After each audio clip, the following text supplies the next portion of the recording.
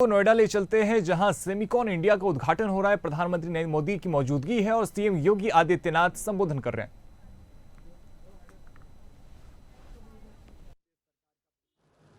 इस फील्ड से जुड़े हुए विशेषज्ञगण और उपस्थित बहनों और भाइयों, सेमिकॉन 2024 के आज के इस उद्घाटन अवसर पर मैं सबसे पहले आदरणीय प्रधानमंत्री जी का हृदय से स्वागत करता हूं, अभिनंदन करता हूं। इस त्रिदिवसीय प्रतिष्ठित इवेंट के लिए उत्तर प्रदेश का चयन करने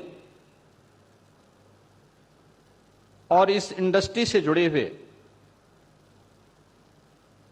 कैप्टन सीईओज को, जो पूरे इकोसिस्टम के माध्यम से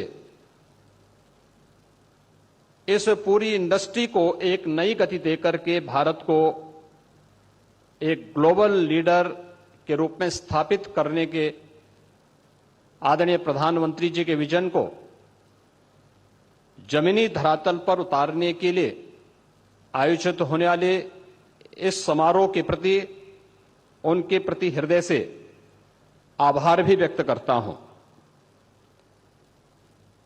हम सब जानते हैं कि सन 2020 इस सदी की सबसे बड़ी महामारी कोविड-19 के कारण लगातार प्रभावित रही। एक ओर कोविड-19 का दुष्प्रभाव और दूसरी ओर भू राजनीतिक वैश्विक तनाव से ग्लोबल सप्लाई चेन पर एक बुरा असर पड़ा था। सेमीकंडक्टर इंडस्ट्री भी इससे प्रभावित हुई। उस समय हमने देखा होगा हर एक फील्ड में, वो ऑटोमोबाइल का रहा हो, मेडिकल इक्विपमेंट का रहा हो या इलेक्ट्रॉनिक आइटम से जुड़े हुए हर एक क्षेत्र में हम लोगों को इससे प्रभावित होते हुए देखा गया। लेकिन ये हमारा सौभाग्य है कि अपने विजनरी लीडरशिप के माध्यम से जब दुनिया कोविड-19 से अभी पछती थी, सफलतम कोविड-19 के प्रबंधन के साथ ही भारत सेमीकंडक्टर्स और डिस्प्ले मैन्युफैक्चरिंग इकोसिस्टम के विकास के लिए अपनी नोटिफिकेशन जारी करते हुए इस कार्यक्रम को आगे बढ़ाता है। यह भारत की आत्मनिर्भर भारत बनाने की दिशा में एक महत्वपूर्ण कदम है। आदरणीय प्रधानमंत्री जी के ही मार्गदर्शन और उनकी विजनरी लीडरशिप में उत्तर प्रदेश ने भी इस दिशा में IT sector, semiconductor, data centre, electronic manufacturing पर विशेष ध्यान देने और इस दिशा में कुछ नए प्रयास हो सकें, यह कार्य प्रारंभ किया। पिछले कुछ वर्षों के दौरान जो प्रयास उत्तर प्रदेश में प्रारंभ हुए, आज उसका परिणाम है कि देश की मोबाइल मैन्युफैक्चरिंग के 55% मोबाइल कंपोनेंट के 50% उत्पादन उत्तर प्रदेश में हो रहा है। उत्तर प्रदेश कंज्यूमर इलेक्ट्रॉनिक्स के निर्यातक के रूप में उभरा है। सैमसंग इंडिया ने अपना डिस्प्ले यूनिट प्लांट की स्थापना का निवेश भी इसी नोएडा में किया है। आज उत्तर प्रदेश डाटा सेंटर के एक बड़े हब के रूप में स्थापित हुआ है। प्रदेश में सेमीकंडक्टर का अनुकूल वातावरण तैयार करने के लिए उत्तर प्रदेश सेमीकंडक्टर नीति 2024 लागू की गई है। इस नीति में पूंजीगत सहायता, ब्याज उपादान, भूमि मूल्य तथा स्टैंप व विद्युत शुल्क में भी छूट करने के अनेक आकर्षक प्रावधान किए गए हैं। उत्तर प्रदेश पहले से ही वैश्विक सेमीकंडक्टर डिजाइन इंजीनियर्स के हब के रूप में स्थापित हो रहा है। MediaTek, ERM, Qualcomm, NXP, Cadence और सिनॉप्सिस जैसी प्रमुख कंपनियां यहां प्रदेश में स्थापित हैं। यह उत्तर प्रदेश में स्थानीय प्रतिभा को लाभ उठाने में व सेमीकंडक्टर डिजाइन तथा मैन्युफैक्चरिंग में इनोवेशन को बढ़ावा देने में अपना सहयोग प्रदान कर रही हैं। इसको देखते हुए आईटी इंडस्ट्री को प्रदेश में उद्योग का दर्जा देने का निर्णय किया गया है, जिससे प्राधिकरणों के अधीन उद्योग भूमि को औद्योगिक सस्ते दरों पर आईटी कंपनियों को दिया जा सके तथा 150 किलोवाट की सभी आईटी कंपनियों को औद्योगिक दरों पर विद्युत की आपूर्ति भी किया जा सके। प्रदेश में निवेश के अनुकूल वातावरण बनाने की दिशा में अनेक कदम उठाए गए हैं। ईज ऑफ डूइंग बिजनेस में प्रदेश ने लगातार टॉप अचीवर का दर्जा हासिल किया है। Semiconductor, IT, ITS, data centre, electronics, manufacturing, defence and aerospace, electric vehicle, warehousing and logistic, MSME. You can bet on India.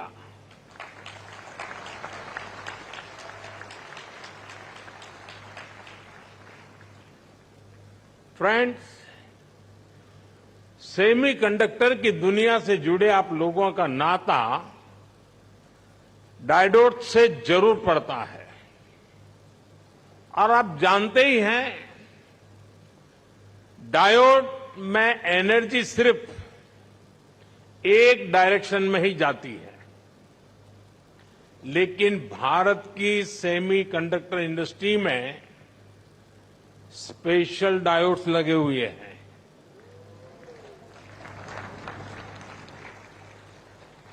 यहां हमारी एनर्जी दोनों डायरेक्शन में जाती है। आपके मन में आएगा कैसे? और ये भी बहुत इंटरेस्टिंग है। आप इन्वेस्ट करते हैं और वैल्यू क्रिएट करते हैं, वहीं सरकार आपको स्टेबल पॉलिसीज और ईज ऑफ डूइंग बिजनेस देती है। सेमीकंडक्टर की आपकी इंडस्ट्री इंटीग्रेटेड सर्किट से जुड़ी हुई है। भारत भी आपको एक इंटीग्रेटेड इकोसिस्टम देता है। भारत के डिजाइनर्स, उनके जबरदस्त टैलेंट को तो आप भली भांति जानते हैं। डिजाइनिंग की दुनिया में 20% टैलेंट का योगदान भारत करता है और इसका निरंतर विस्तार हो रहा है। हम 85,000 टेक्नीशियंस, इंजीनियर्स और R&D एक्सपर्ट्स की सेमी कंडक्टर वर्कफोर्स तैयार कर रहे हैं। भारत का फोकस अपने स्टूडेंट्स और प्रोफेशनल्स को सेमीकंडक्टर इंडस्ट्री रेडी बनाने पर है। कल ही अनुसंधान नेशनल रिसर्च फाउंडेशन की पहली बैठक हुई है। इस फाउंडेशन से भारत के रिसर्च इकोसिस्टम को एक नई दिशा भी मिलेगी, नई ऊर्जा भी मिलेगी। इसके अलावा भारत ने 1 ट्रिलियन रुपीज का एक स्पेशल रिसर्च फंड भी बनाया है। फ्रेंड, ऐसे इनिशिएटिव से सेमीकंडक्टर और साइंस सेक्टर में इनोवेशंस का दायरा बहुत ज्यादा बढ़ने वाला है। हम सेमीकंडक्टर से जुड़े इंफ्रास्ट्रक्चर पर भी बहुत फोकस कर रहे हैं। इसके अलावा आपके पास एक 3 डायमेंशनल पावर भी है। पहली, भारत की आज की हमारी रिफॉर्मिस्ट गवर्नमेंट। दूसरा, भारत में ग्रोइंग मैन्युफैक्चरिंग बेस। और तीसरा, भारत का एस्पिरेशनल मार्केट। एक ऐसा मार्केट जो टेक्नोलॉजी का टेस्ट जानता है। आपके लिए भी 3D पावर, सेमीकंडक्टर इंडस्ट्री का ऐसा बेस है जो आपको कहीं और मिलना मुश्किल है। साथियों, भारत की एस्पिरेशनल और टेक ओरिएंटेड सोसाइटी बहुत ही यूनिक है। भारत के लिए चिप का मतलब सिर्फ टेक्नोलॉजी भर नहीं है। हमारे लिए ये करोड़ों एस्पिरेशंस को पूरा करने का माध्यम है। आज भारत चिप का एक बहुत बड़ा कंज्यूमर है। इसी चिप पर हमने दुनिया का सबसे बेहतरीन डिजिटल पब्लिक इंफ्रास्ट्रक्चर बिल्ड किया है। भारत में लास्ट माइल डिलीवरी सुनिश्चित करने में आज ये छोटी सी चिप बड़े बड़े काम आ रही है। कोरोना जैसे महासंकट में जब दुनिया के मजबूत से मजबूत बैंकिंग सिस्टम भी चरमरा गए, तब भारत में बैंक बिना रुके चल रहे थे। भारत का यूपीआई हो, रुपे कार्ड हो, डिजी लॉकर से लेकर डिजी यात्रा तक अलग अलग तरह के डिजिटल पेमेंट्स प्लेटफॉर्म्स भारत के लोगों की रोजमर्रा की जिंदगी का हिस्सा बन गए हैं। आज भारत आत्मनिर्भर होने के लिए हर सेक्टर में मैन्युफैक्चरिंग बढ़ा रहा है। आज भारत बड़े पैमाने पर ग्रीन ट्रांजिशन कर रहा है। आज भारत में डेटा सेंटर्स की डिमांड लगातार बढ़ रही है। यानी ग्लोबल सेमीकंडक्टर इंडस्ट्री को ड्राइव करने में भारत बड़ी भूमिका निभाने जा रहा है। साथियों, एक पुरानी प्रचलित कहावत रही है, let the chips fall where they may. यानी जो चल रहा है उसे वैसे ही चलने दिया जाए। आज का यंग और एस्पिरेशनल भारत इस भावना पर नहीं चलता। आज भारत का मंत्र है increasing the numbers of chips produced in India. और इसलिए हमने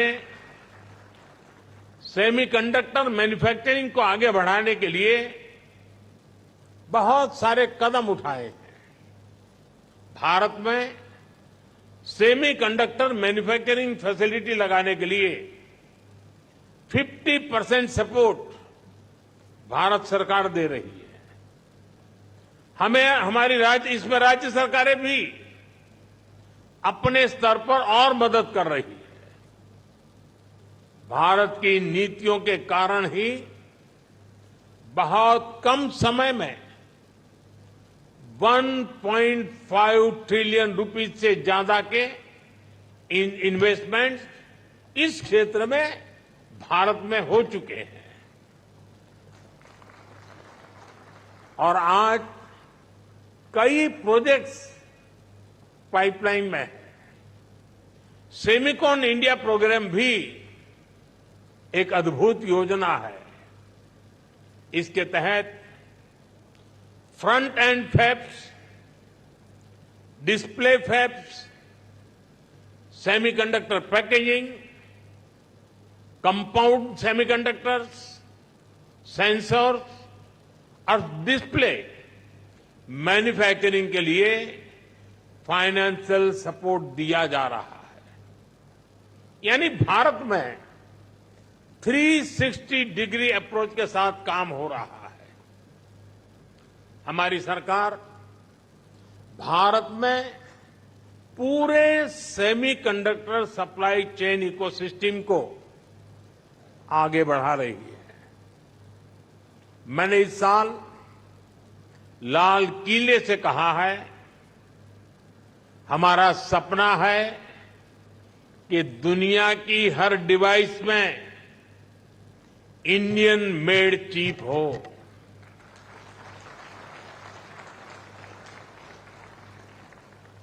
सेमीकंडक्टर पावर हाउस बनने के लिए जो भी जरूरी होगा, भारत वो सब करने वाला है। साथियों, क्रिटिकल मिनरल्स के डोमेस्टिक प्रोडक्शन और इसके ओवरसीज एक्विजिशन के लिए हमने कुछ समय पहले क्रिटिकल मिनरल मिशन की घोषणा की है। क्रिटिकल मिनरल्स को कस्टम्स ड्यूटी से छूट देना हो, क्रिटिकल मिनरल्स को उसके ब्लॉक्स की माइनिंग की ऑप्शन हो, इन सब पर तेजी से काम हो रहा है। और सिर्फ इतना ही नहीं है, हम Indian institute of space science में एक सेमीकंडक्टर रिसर्च सेंटर बनाने के लिए भी काम कर रहे हैं। हम आईआईटीज के साथ पार्टनरशिप कर रहे हैं ताकि हमारे इंजीनियर्स ना सिर्फ अभी के लिए हाईटेक चिप बनाए, बल्कि नेक्स्ट जेन चिप पर भी रिसर्च करें। हम इंटरनेशनल कोलैबोरेशंस को भी आगे बढ़ा रहे हैं। आप लोगों ने ऑयल डिप्लोमेसी का नाम सुना है। आज का युग सिलिकॉन डिप्लोमेसी का युग है। इसी साल Bharat Indo Pacific economic framework की सप्लाई चेन काउंसिल का वाइस चेयर चुन गया है। हम quad semiconductor supply chain initiative के भी बड़े पार्टनर हैं और हाल ही में हमने जापान और सिंगापुर समेत कई देशों के साथ एग्रीमेंट भी साइन किए हैं। इस सेक्टर में अमेरिका के साथ भी भारत अपना सहयोग लगातार बढ़ा रहा है। साथियों, आप सभी भारत के सेमीकंडक्टर मिशन को भी जानते हैं। कुछ लोग सवाल भी उठाते हैं कि भारत इस पर फोकस क्यों कर रहा है। ऐसे लोगों को हमारे डिजिटल इंडिया मिशन को जरूर स्टडी करना चाहिए। डिजिटल इंडिया मिशन का लक्ष्य देश को एक ट्रांसपेरेंट, इफेक्टिव और लीकेज फ्री गवर्नेंस देना था और आज हम इसके मल्टीप्लायर इफेक्ट को अनुभव कर रहे हैं। डिजिटल इंडिया की सफलता के लिए हमें अफोर्डेबल मोबाइल हैंडसेट्स और डेटा की जरूरत थी। इसके लिए हमने जरूरी रिफॉर्म्स और जरूरी इंफ्रास्ट्रक्चर बनाया। एक दशक पहले हम देखिए किस प्रकार से टेक्नोलॉजी को लेकर प्रधानमंत्री नरेंद्र मोदी कह रहे हैं कि देश में किस प्रकार से ज्यादा टेक्नोलॉजी में विकास किया जाए, इसको लेकर ध्यान दिया जा रहा है। चिप भी जो है वो ज़्यादा से ज़्यादा जो हमारे इंजीनियर हैं उसको बनाए और उसका उपयोग जो है वो केवल देश में नहीं बल्कि विदेशों में भी किया जाए। इसको लेकर प्रधानमंत्री नरेंद्र मोदी ने अपना रोड मैप रखा और उन्होंने बताया किस प्रकार से जो टेक्नोलॉजी है उसको लेकर देश जो है वो लगातार काम कर रहा है। सरकार भी इसको लेकर किस प्रकार से लगातार पहल कर रही है।